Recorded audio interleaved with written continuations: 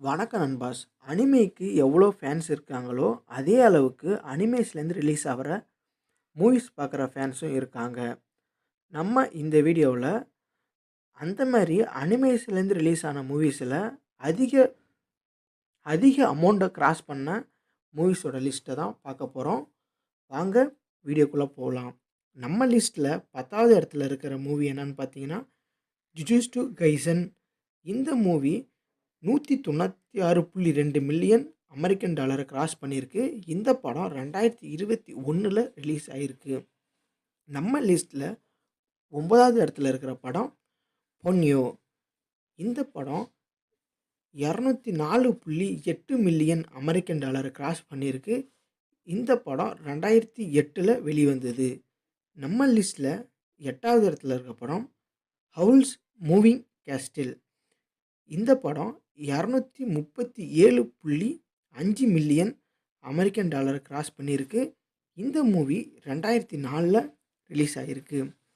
நம்ம லிஸ்ட்டில் 7வது இடத்துல இருக்கிற படம் ஒன் பீஸ் ஃபிலிம் ரெட். இந்த படம் 246.5 மில்லியன் அமெரிக்கன் டாலரை கிராஸ் பண்ணியிருக்கு.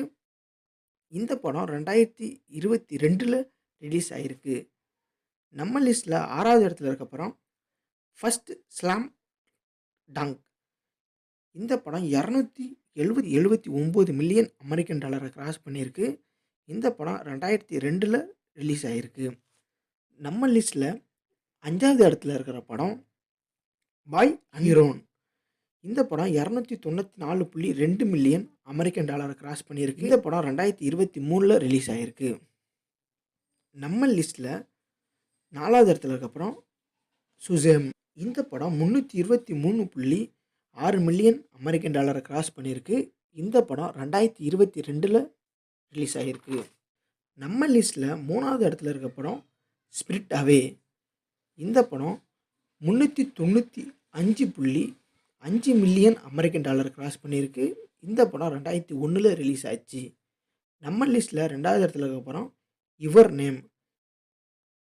இந்த படம் 398.4 மில்லியன் அமெரிக்கன் டாலரை கிராஸ் பண்ணியிருக்கு.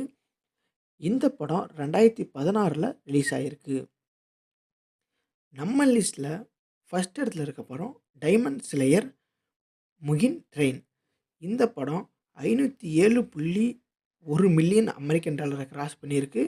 இந்த படம் 2021 ரிலீஸ் ஆகிருக்கு.